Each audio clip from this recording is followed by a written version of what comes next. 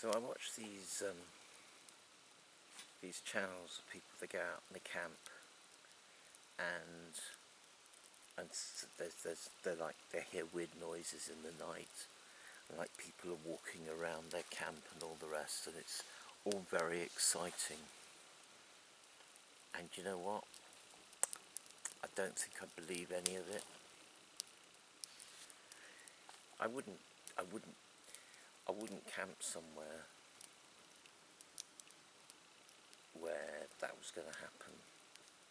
I would be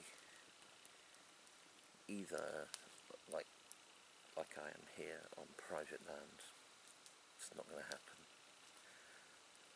Or I would be so well off the beaten track and away from urban areas that, and you know, in the woods, and in the woods at night, you know, it's like people don't go into the woods at night.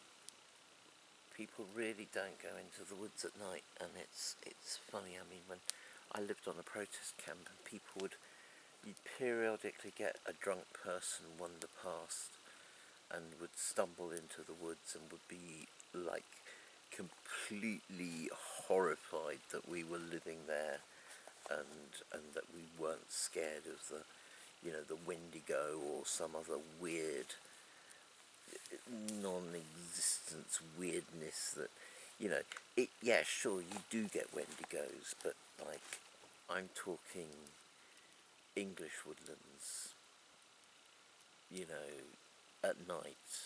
People are just freaked out by the woods at night. I mean, even the police don't like going into the woods at night. I mean, that's hilarious. Absolutely hilarious. I mean, I remember when I lived on a boat, they didn't like going down the towpath at night, but just because it was pitch black. And I think people just think there are monsters around every corner. So yeah, I'm out here. I'm in the middle of nowhere. I'm on a friend's farm, and the nearest village is a couple of miles away.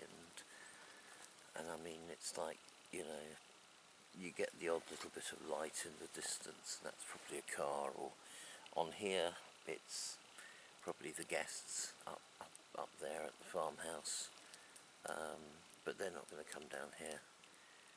And yeah, it's these people who are doing that, oh, there's someone walking around and all the rest. It's like, wherever you're camping, it's clear, it must be really clear that other people are in those woods as well. And if that's the case, then people get very funny about land, and people get very funny about woodlands, and if they think those woods are theirs, they can get very protective, even if it's not their woodland, but they can get very protective about other people camping in their spot. So yeah, this is the thing about situational awareness, is that you really have to be on it about what you're detecting in the place that you're at, because if you can't work out that there's clearly, I mean, I saw one, there was, you know, an abandoned one video about someone who'd gone camping in the woods, and on the way in, you know, no, that's right, on the way out there was an abandoned van, and they were like, oh, you know, gosh, if I'd have seen that, I wouldn't have come in here. You gotta know where you're going and what you're doing and what's in that environment, and you've got to be going in and out of those environments so regularly that you are aware of the other people that are in those environments and whether they're hostile towards you.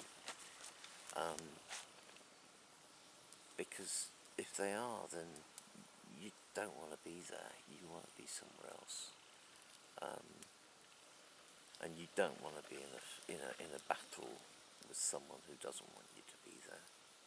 Because the thing is, they've probably been in that environment for a lot longer than you have, and they're probably much more adept at getting around that woodland at night, possibly in the dark. They may even have night vision gear.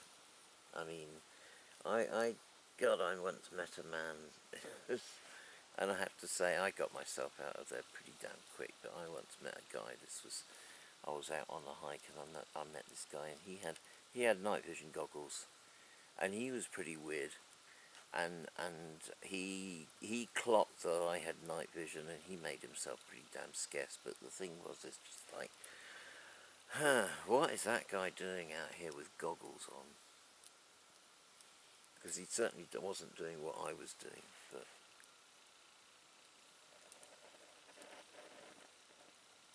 I love it when a fire does that, when it starts hissing and spitting a bit of gas out.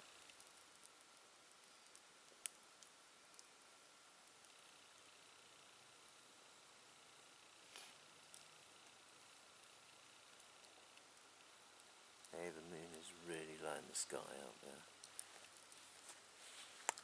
Anyway, that's me having a rant at midnight and thinking about turning in now.